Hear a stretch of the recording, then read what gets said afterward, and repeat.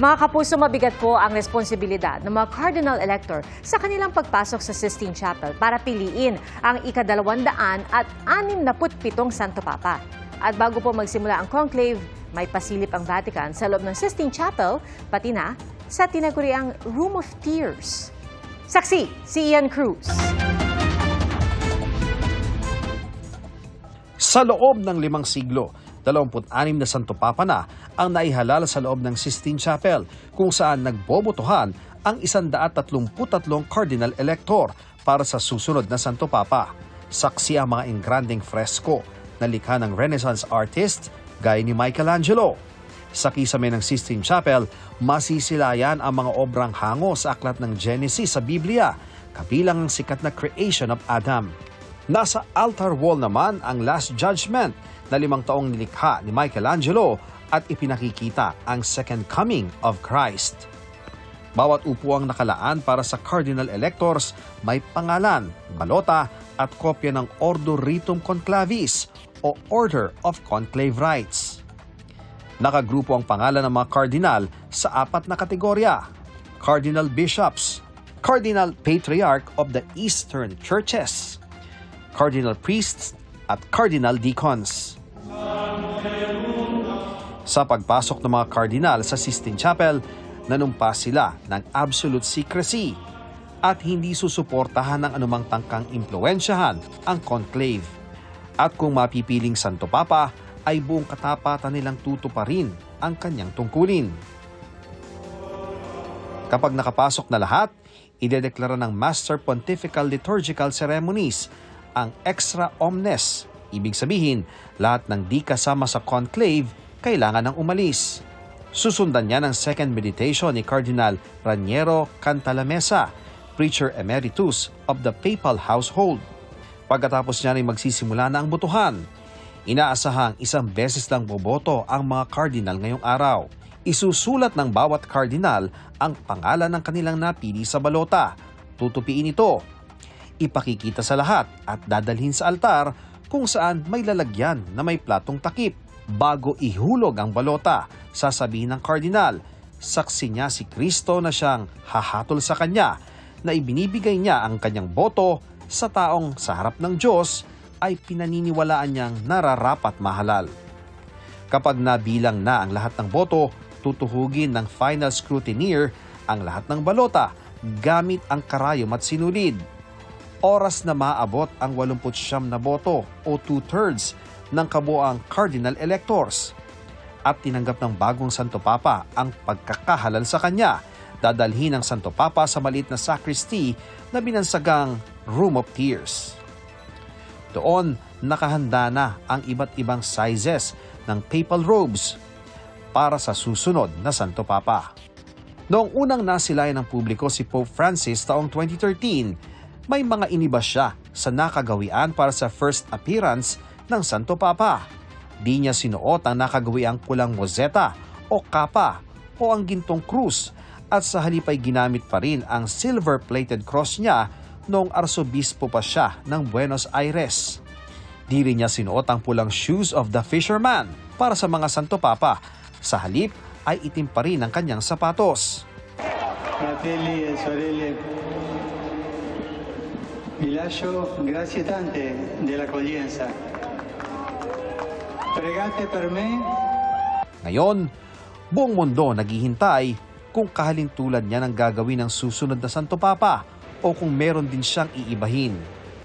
Ang hiling ngayon ng mga Cardinal sa mananampalataya, panalangin para mapakinggan nila ang Espiritu Santo sa pagpili ng susunod na leader ng simbahan. Para sa GMA Integrated News, ako si Ian Cruz, ang inyong saksi.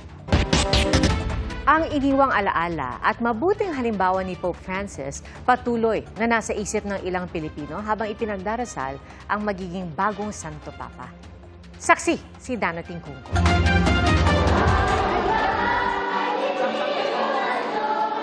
Mula sa parokya ng Ina ng Laging Saklolo, ipinrosesyon sa sitio militar sa Project 8 Quezon City ang tinawag nilang Kariton ni Kiko.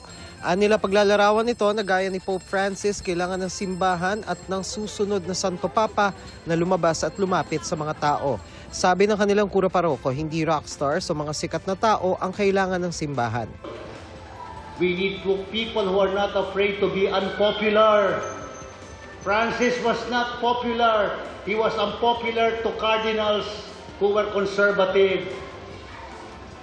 Cardinals who were exclusive. Cardinals who were afraid to encounter people who are different from them.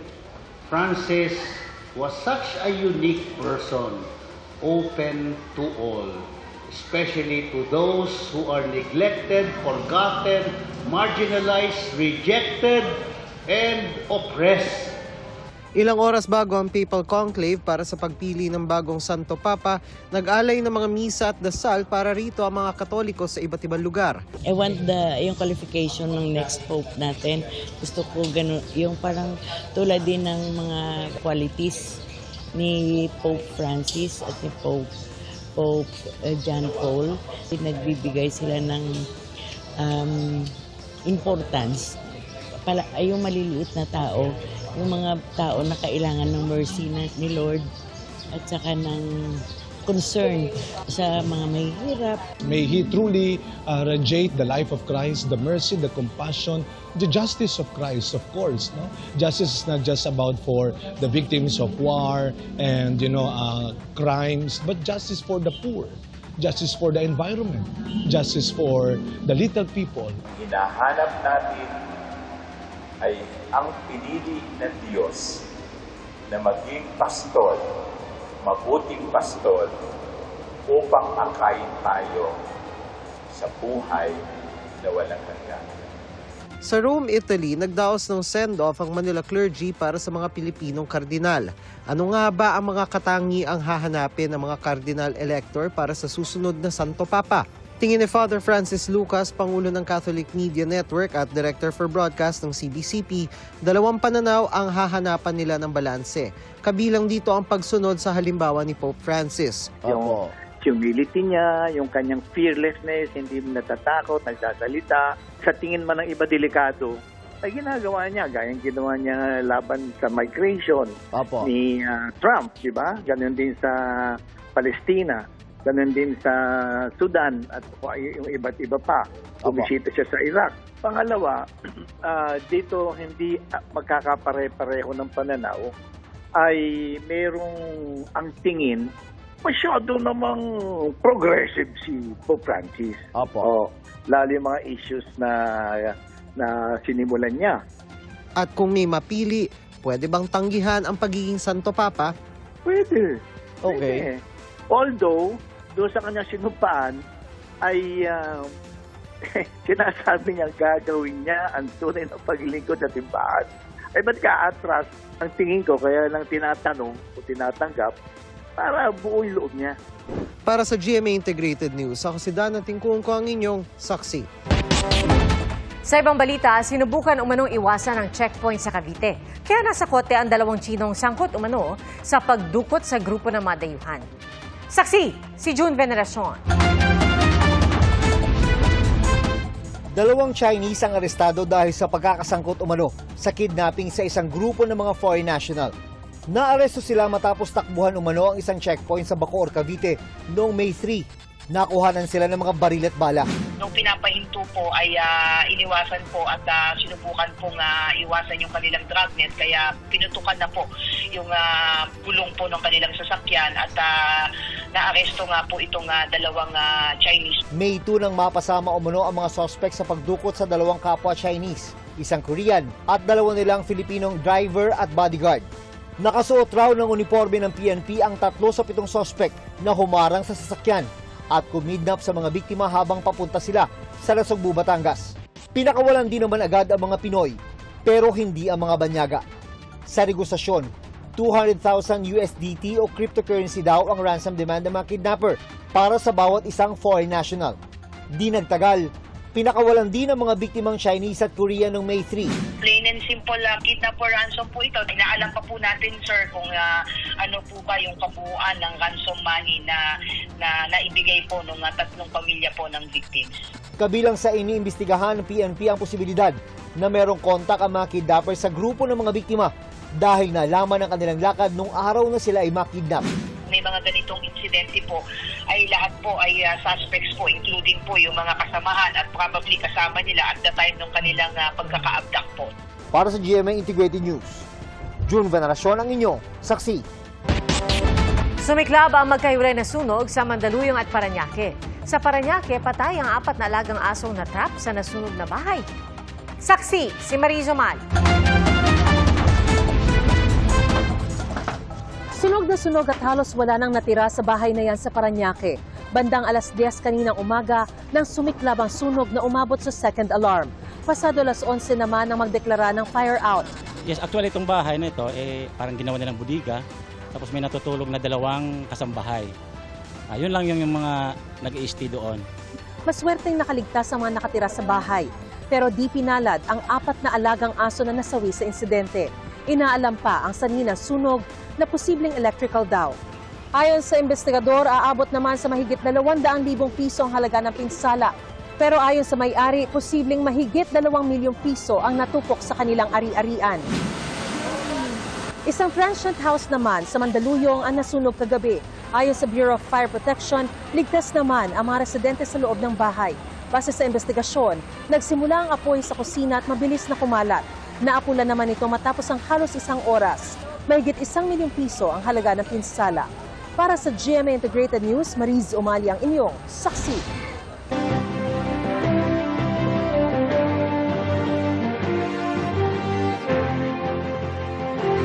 Sa Lunes, magpapasya ang halos 70 milyong Pilipino sa kung sino ang nais nilang maluklok sa mahigit 18,000 posisyon mula senador hanggang sa mga lokal na posisyon.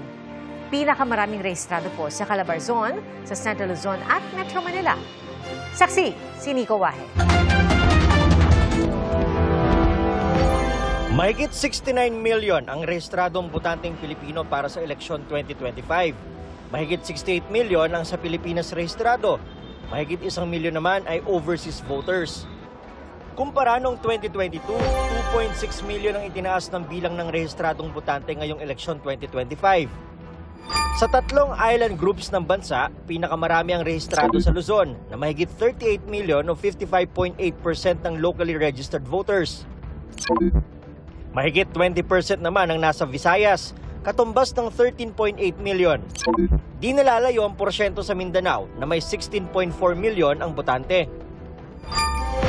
Sa 10 pinaka-vote-rich region sa Pilipinas, nangunguna ang Calabarzon, sinundan ng Central Luzon, NCR, Central Visayas, Bicol Region, Ilocos Region, Davao Region, Eastern Visayas, Northern Mindanao at Western Visayas. Isa sa 3 rehistradong botanteng Pilipino mula sa Metro Manila at mga kalapit rehiyong Calabarzon at Central Luzon. Pagdating naman sa vote-rich provinces, nangungunang Cebu, sinundan ng Cavite, Bulacan, Pangasinan, Laguna, Negros Occidental, Batangas, Pampanga, Rizal at Iloilo. 6 sa 10 pinaka-vote-rich na lungsod ang galing sa NCR, ang Quezon City, Maynila, Caloocan, Taguig, Pasig at Valenzuela. Kasama rin sa top vote-rich cities ang Cebu City, Davao City, Zamboanga City at Antipolo sa Rizal. Sa vote-rich municipalities, 5 ang nasa Rizal, 2 ang nasa Bulacan at Cavite at 1 ang nasa South Cotabato. Pinakamababa naman ang bilang ng botante sa Cordillera, Caraga, Mimaropa, Cagayan Valley at Bangsamoro Autonomous Region in Muslim Mindanao. Pinakakaunti ang botante sa bayan ng Kalayaan sa Palawan na mahigit 800 lang. Pagdating naman sa mga botanteng nakarehistro sa ibang bansa, bumaba ang bilang ng registered overseas voters ngayong 2025 kumpara noong 2022. Ngayong taon, pinakamarami ang rehistrado sa United Arab Emirates, Amerika at Saudi Arabia. Pero batay sa mga nakaraang eleksyon, gaano karami sa registered voters ang bumoto? Sa nakaraang eleksyon mula noong 2004, laging mas mataas ang turnout ng mga overseas voter tuwing presidential elections kumpara sa sumunod dito na midterm elections. Ganyan din halos ang trend sa botohan sa Pilipinas, maliban noong 2013 midterm elections na mas mataas ang turnout kumpara sa eleksyon 2010. Hindi ko rin malaman yung psyche ng mga Pilipinos, pero siyempre pagka tinignan natin siguro nga dahil sa yung choices kasi sa president mas kokonti. So mas tinitingnan ng mga Pilipino, napaka-importante kasi ang presidency sa atin at vice presidency. Of course, hindi naman natin binabaliwala o sinasabi hindi importante ang senador. Equally important yan. Pero paalala ng COMELEC, dapat hindi sinasawalang bahala ang midterm elections. Yan ang isa sa mga features o mapagmamalaki ng isang bansang demokrasya. Bakit? Sa komunisang bansa ba, mayroon ba silang eleksyon? Sa bansa ba na sosyalista, may mga eleksyon ba silang mga ganun? Hindi ba wala? Dito, nai-enjoy natin sapagkat may pagkakataon tayo na ayawan ang mga leader na hindi natin gusto na. O kaya yung performance, hindi tayo kontento, pwede natin sila na ngayon napalitan. Sa paparating araw na 2025 midterm election, hindi malabong ganito rin ang sapitin. Ini-expect ko rin ngayon sa overseas voting at saka yung midterm. Mga 63 to 65% ang local elections eh. Sa overseas, baka mababa rin ito, mas bababa ito doon sa 40.59% ng 2022. Pero posible raw na magbago ang trend dahil sa mas modernong eleksyon ngayon sa Pilipinas. Kita mo, nagpa-internet voting tayo, wala pa before. First time sa kasaysayan ng ating bansa. Sana man lang mahikayat ng mga Pilipino. Uy, hindi na ako pupunta sa embahada. Hindi na ako padadalhan pa ng mga sulat na naglalaman o envelope na naglalaman ng balota. Dito, text na lang, cellphone na lang, laptop, iPad, makakaboto na ako. Ang laking convenience nun. Nakasalalay rin daw ang mataas na voter turnout sa mga kabataan. Lalo't 63% ng mga boboto ngayon ay ang pinagsamang millennial at Gen Z. Paano natin masisigurado na boboto ang mga kabataan? Kinakailangan pabotohin natin ang mga kabataan at ma-realize nila yung bawat boto nila hakbang para sa kinabukasan. Halos isang linggo na lang bago ang eleksyon 2025. Ang boto ng bawat Pilipino, saan mang panig ng mundo, mahalagang ambag ng bawat isa sa kinabukasan ng bansa. Opo, boboto. Para sa pagbabago ng bayan. Sa alang-alang natin yung boto natin, sir, kasi kailangan din yun para sa kapakanan ng ating bansa. Para sa GMA Integrated News, ako si Nico Wahe, ang inyong saksi. Inilabas ng Octa Research ang resulta ng kanilang Tugon ng Masa April 2025 pre-election survey. Ating saksihan. 18 kandidato ang may statistical chance sa manalo kung gagawin ng eleksyon sa panahong isinagawa ang Voting Preferences Survey ng Octa Research para sa 2025 senatorial elections.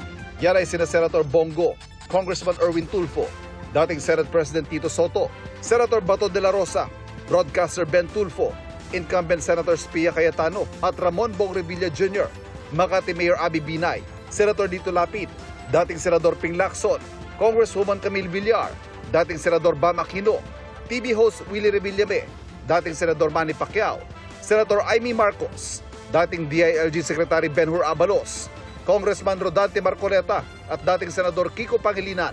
Ang survey ay non-commissioned at isinagawa noong April 20 hanggang 24, 2025 sa pamamagitan ng face-to-face interview sa 1,200 respondents, edad 18 pataas at mga rehistradong botante. Meron itong plus-minus 3% na margin of error at confidence level na 95%. Para sa GMA Integrated News, Ivan Mayrina, ang inyong saksi. Nasa loob pa rin ng Sistine Chapel sa Vatican ang mga cardinal elector para sa conclave. At doon ginaganap ang panunumpa nilang tuparin ang munus petrinum o pangakong maging pastor of the Universal Church sakaling mapili bilang bagong Santo Papa. Pangako rin ito ng katahimikan tungkol sa proseso ng pagpili at pagtataboy sa anumang tangkang pag-impluensya sa pagpili mula sa labas.